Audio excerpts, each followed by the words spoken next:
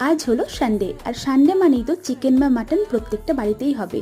তো তাদের মধ্যে আমরাও ব্যতিক্রম না। তো আজকে আমাদের বাড়িতে চিকেন হয়েছিল, আর সাথে কয়েকটা আলু দিয়েছিলাম। আমি আবার আলু ছাড়া একদম থাকতে পারি না।